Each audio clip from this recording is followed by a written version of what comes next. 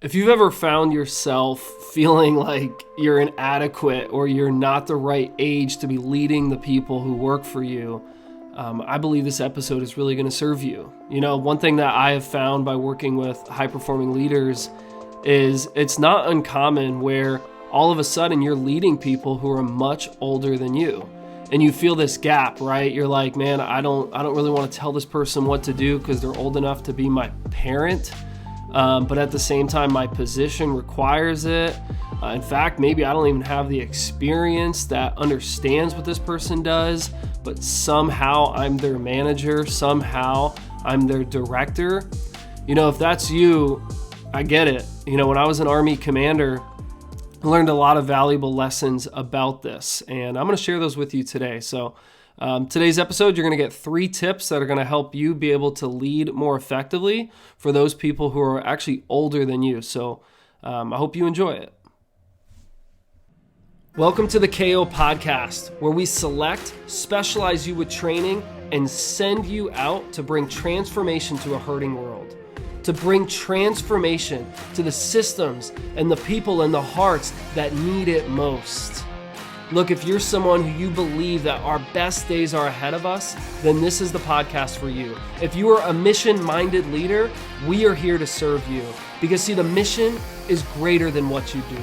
The mission belongs to who you are. The mission is surrounding you. Your mission is in your heart, in your home, in your community, in the workplace. And we will prepare you for that mission. In each episode, we're going to provide you with the tactics and our strategy to help you go to that next level as you bring the solutions that have been placed inside of you with the lens that you've been given to see the world. Now more than ever, this is your time to move. This is your time to continue mission. I'm your host, Adam Jones, and it's an honor to serve you. All right, well, like I said, today this episode is really going to help you begin to learn how to lead people who are actually older than you. You know, the first thing I want you to know before we even get into these 3 tips that are going to help you is just to understand that really age is only a number, that we want to respect age, we want to honor age, but there's plenty of people I know who are 60, 70, 80 years old, and maybe they don't really have the experience that a position calls for in order to lead in that position, right? Honestly, there's so much we can learn from those who have gone before us. But also recognize that just because someone has an age, that does not mean they are more qualified for a position. It's just something that I kind of want to start off with, you know, as I talk to you a little bit. Something that I have learned, you know, working in the Army. You know, there were people that worked for me right away. You know, I'm 26, 27 years old, and I have people working directly for me that I'm in charge of their performance evaluations and, you know, promotions, all that kind of stuff. And they're 20, 30 years older than me. And I remember thinking, okay, there's a lot I can learn from them. And also, just because someone has age does not mean that they're meant for a certain position. These are paths that we're on, right? And I think this is really freeing when you grasp this, that everyone has different paths that they're on. We don't all need to move into management. We don't all need to be leaders of large organizations, right, in more of a positional leadership way. Everyone has a path, and with that path, we want to honor them for that. So I just want to kind of start with that frame of reference. So here's our first point for today. The first point that I want you to remember is, as a leader, regardless of your age, we should always be looking for ways to close the gap. See, there is a gap whether you have created it, society has created it, they've created it in their own mind. There's many different places that this gap is created, but it is there, right? John Maxwell, he talks about a success gap, how the more successful you become, how people think you can't relate to them anymore. So your job is to actually bridge that gap. You know, one thing I talk about to organizations that I work with, I taught this to Penn Hills Charter School. I was teaching some of their younger leaders how to build a firm foundation of healthy leadership. And I shared with them that, you know, there's those people who go and they climb the mountain, and they get to the top and they just think of themselves. Then there's those people who get to the top of the mountain, they turn around, they realize there were some people who were following them, and they start to shout and try to motivate them and say, hey, you can do it, come on up, guys, you're almost there, right? And then there are those people who actually stop and decide, I might have gotten here first, but I don't want to be here alone. And they turn around and they walk back down the mountain to go get those people. And they walk with them again and they say, hey, you're almost there. Let me show you what's coming up next. They recognize that even though I started, even though I finished first, I turn around and I help other people come with me. See, they're closing the gap. And as leaders, we need to be people who close the gap. That starts by recognizing that it's there. So when we talk about leading someone who maybe has a couple more numbers to their age than you, understand that they also think this might be awkward, depending on the position. Maybe they're used to it. But I know for me, I was a younger Army commander. Like I said, I think I was like 26 years old when I stepped into command. That's a little bit younger than the norm. I think it's more around 30 to 32 or so. It's not that many more years, but still there is a difference, right? I mean, put it this way, I didn't even have a kid yet. So here's this person who doesn't have a family leading people who have a family and then telling them like how to prioritize their life. You think I get it? No, I don't. And I had to recognize that. So I don't know, for me, I just learned, close the gap, like go have that conversation.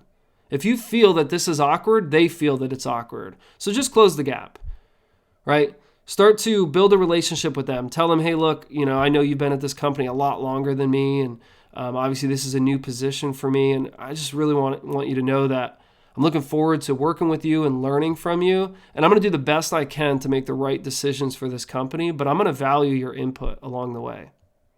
Do you see how by closing the gap, I didn't say something where I was like, hey, I know I'm younger and I know you're older, and, that doesn't matter. I didn't say something like that. I didn't say, I'm younger and I know you're older and whatever you say goes. That's weak leadership. I just closed the gap and recognize that it's there. That's usually enough, to be honest. One conversation saying that is all you need. If that's hard for you to have that type of conversation, invite that person out for lunch and then have it. Look, your comfort zone is your casket. And if you stay in that comfort zone, you'll die. You'll die as a leader. You won't level up because you'll constantly be trying to make everyone comfortable, including yourself. So step out of it and take this as an opportunity to grow. I want to encourage you today. Close the gap. It usually starts with a conversation, and it usually continues with consistent feedback. That one conversation is not enough. Now you need to actually start to build that relationship more and start to ask more questions once in a while, right? Here's an example from me. When I was the Delta Company commander of aircraft maintenance, right? I was probably one of the youngest people in the unit, and yet I was the company commander in charge of over 54 soldiers, multiple officers, multiple sergeants. Like I said, I think pretty much everyone was older than me. There's just a couple people who were younger. And I remember partnering with these older, more mature people, right? And saying, hey, look, you're the one who has been working on aircraft for the past 20 years. Can you help me understand what's going on with this situation? See, I recognized the longevity of experience while also recognizing that I have to be able to understand this to make decisions. That is our first point, and it ties right into our second point. The second point is partner with their expertise. Understand that these people have unique expertise in an area. Simon Sinek, he talks about how a leader's job is to take care of the people who do the job, right? It's not necessarily to do the job anymore. Too many people are really in the details right now. I'm noticing this while working with other companies. They're in the details of what someone else should be deciding. They're in the details of what someone else should be taking accountability for, right? Like zoom out, pull out of that situation a little bit, empower them, and then partner with their expertise. I remember, again, Delta Company, where I was given this task by my commander, my battalion commander. And basically one thing he mentioned was, hey, you need to get what we call maintenance packages set up and ready to pull in case of a deployment coming up. We had this, chance that maybe a deployment was coming up and it was going to be a pretty quick one. Make sure this is ready. However, you can't tell them why because this is not public knowledge yet, right? And we're talking about years ago. So, I'm not hitting on anything secretive or anything. But look, our nation, we're always ready to respond to evil, okay? Our nation, we are consistently ready. We are always vigilant, always ready to move when someone else moves on the innocence of other people, right? I just believe that. Sorry, I guess I can't speak for the country, but I'm speaking for Adam, So I had to get someone to complete a task without telling them exactly the deep details of why. And I remember partnering with some of the key leaders who maybe didn't have the highest rank, but they definitely had the most experience and the most age. And I remember saying, look, this is what needs to happen. How do you think we should approach this? What are some of your recommendations? And they were like, sir, that can't happen. That's not going to happen. That's never happened in 10 years. We are not going to be able to create what you're asking. And I said, okay, look, I get that. And I get that you've been with this unit for a long time. And I know I'm new. But I got to tell you, this has to happen. We have to find a way. I don't know if I need to prioritize schedules differently. I don't know if I need to give you enough resources to get this job done. But what hasn't been completed in 10 years needs to be completed in the next month. And this person kind of fought back a little bit. And I said, look, this is just the way it is. I can't tell you the deep details, but I need you to trust me. This is the priority. It's not a priority, it's the priority. So see, as leaders, I'm going to give you a quick leadership lesson on this. We have to prioritize resources effectively. Do you know the word priority was singular? We say priorities all the time. Here are my priorities, right? These are my 3 priorities for the day. Do you know that it didn't used to be said in that way? It was only singular. It was only priority. Like pick one. So I said, this is the one. Everything else falls under it. Right? Everything else is secondary to this, okay? I'm okay with prioritizing the resources. I'm okay with prioritizing the people. We can skip this. We can move this. This has to get done. See, as a leader, we have to understand the way we partner with our expertise is by saying, I understand my role and I understand your role. And they're both important in this mission. They're both important in this task. Are you catching this? See, my role was to get a task done, to take care of the people who were doing that task. And then if you ask me, it was really to make decisions. Okay? This other person's role was to actually do the work, to rally up the soldiers that were needed to get the job done. Right? To put a plan in action. And for me to empower them, right? Another partnership, empowering them with a lot of freedom to be able to decide on their level. This is the partnership with expertise. See, that person's more senior, that person's more mature, more experienced, they have a full family, they've been here longer, I know that, but look, how can we join forces? Man, that's how you honor someone's age. Saying, look, I know you're the person to get this done. I know you're the girl that I can trust to get this done. I need you to find a way to make it work. That is our second point that I want you to capture. To recap, our first point, close the gap. Our second point, partner with expertise. We'll be right back with this episode.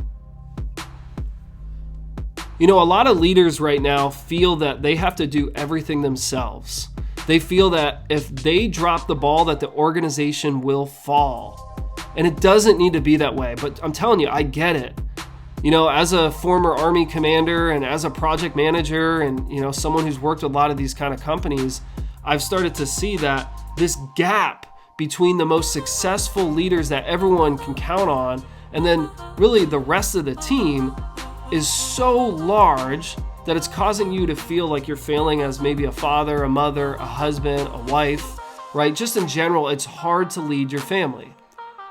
And, I think the best thing we can do in this time is start to learn how to properly equip and empower the people who work for us. There are hidden champions in your organization. And if you don't call them out and equip them, what's going to happen is they're going to leave. And when they leave, that gap is only going to get bigger. I want to help you close that gap. Go to adamfjones.com and schedule a free call with me today so I can help your organization train your leaders to build your leaders. All right, welcome back to the show. Look, our third point, I really think this one is going to resonate because you might need to hear this. Our third point is for you to recognize the reason for the rank, the reason for the title, the reason for the position, the reason you were chosen. Look, it's not the same thing. There's a different process to creating someone who is making decisions and taking care of people who do the work. And then the process of actually creating someone who becomes a subject matter expert in an area that you can go to, that you can rely on, that you can lean on to get the micro details of a job done. There's a different thing. See, in the Army, the way they do this is you have the officer track and you have the enlisted track. Okay? I remember people would be like, wait, so you're a lieutenant, but you're only 22, but now you're in charge of a unit, filled with all age groups. How does that make sense? You're right out of college. They've been in the military for 10, 15 years, and you're the platoon leader. And this isn't a me thing. This is the military. Why would the military make a decision like that? Well, according to my former sergeant who trained me when I was in ROTC at Penn State University, he said, and this was a sergeant first class, he's not an officer, meaning when we get out, we are a higher rank than him. Okay? Think about that. But we respect this guy dearly. Sergeant First Class Rickman would say, you guys are being taught how to make decisions. You are being taught how to think. Okay? You are not being taught what to think. Our soldiers, our enlisted members, are being trained to get really good at their job and then to learn how to listen to you with how you think. I remember one time I was like, hey, I want to go to basic training. And he said, no, you're not going to basic training. And I was like, yeah, but I want the experience and all that kind of stuff. And he said, I don't want you to have that experience. And he said this to a lot of us. And we're like, well, why? Because an officer, by the way, doesn't go to basic training all the time. Most of them don't. They go to officer school, okay? Which is like a basic training. And it's actually usually even longer, but it's a different type of process, okay? Like, for example, basic training is 9 weeks. My officer school, the first one was 5 months. The next one was 1.5 years, okay? So military, police, and aviation. I was in officer school for over 2 years of my 10 years in the military. Basic training is, I think they said 9 weeks, right? Now, it might be really intense and all that, but it's teaching you something differently.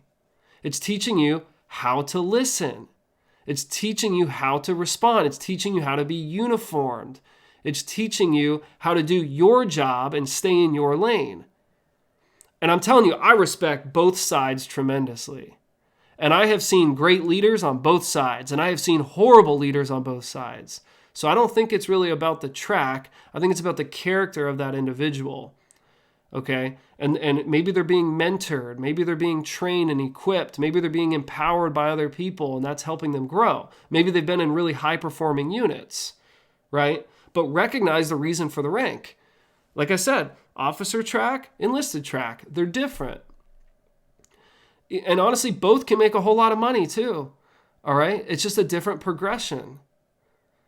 You need to recognize, I needed to recognize, hey, Look, I don't have all the answers. Actually, probably I don't have many answers, but I do know how to think. I do know how to take a lot of information and a lot of different sources of people and be able to make the best decision I can. And by the way, do you know what the worst decision ever is, which is what I'm seeing consistently across the board in a lot of corporations? No decision. You know what the second worst decision is? Giving the decision for someone else to make. Taking it up a level more and more and more, and having like the CEO of a company make the decision instead of keeping it at the level it's meant to be.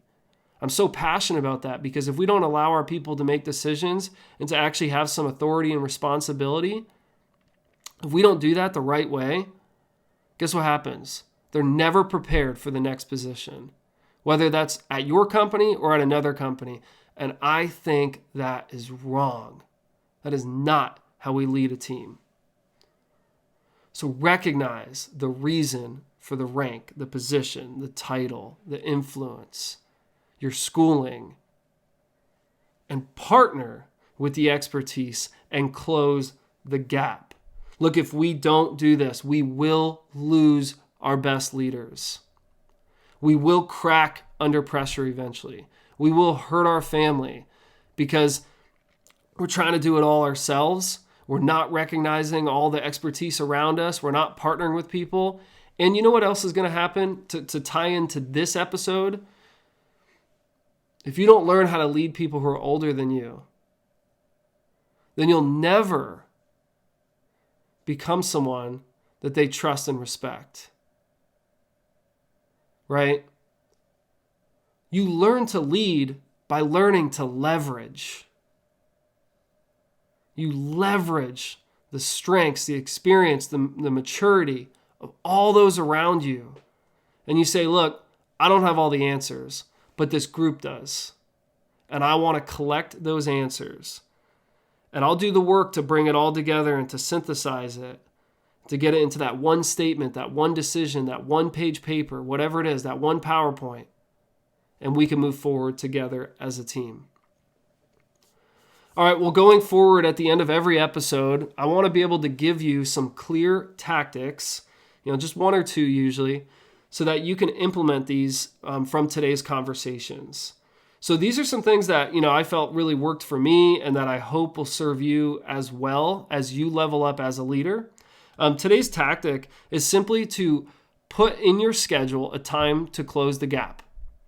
Okay, I want you to actually pull out your phone, pull out your schedule, pull out your planner, and put the time, this is easy, okay? Put the time in your schedule that you are going to close the gap, and then you figure out how you're going to do that. So let's say you're like, hey, tomorrow, 9 a.m., I'm going to close the gap. And now I'm going to tell you, well, what are some things you can do to do that? You can go have breakfast, if it's the 9 a.m., right? Maybe go have some breakfast. You can go get coffee. You can schedule some formal meeting if you really want to, which I highly don't recommend. You could do a group session where you bring everyone together and you just say that in front of the whole group. There's many different ways to approach what needs to happen. All that I care about is that you actually take the action, right? When we activate and we take action, we can start to accelerate our team. So that's what I want to recommend today. Go back and listen to the episode again if you want. It'll probably bring out some more ideas for you. There's a lot of really great resources out there on this type of stuff. I think John Maxwell does a phenomenal job talking about how to lead, based on your age and things like that. But I really hope that this episode served you. And, going forward, I just want to remind you that if you're ever looking to level up your organization and you want to close the gap in your organization, you can go to adamfjones.com. You can book a call with me. We'll get to know each other. I'll hear a little bit about what's going on, and we can figure out the best customized approach to help you be able to build the leaders that other people really need and they're looking for. Help you activate those hidden champions that are hiding there. Because remember, a champion loves a challenge. Hey, thanks for listening to today's episode where we are here to help you build your leaders so you can accelerate your team. Continue mission.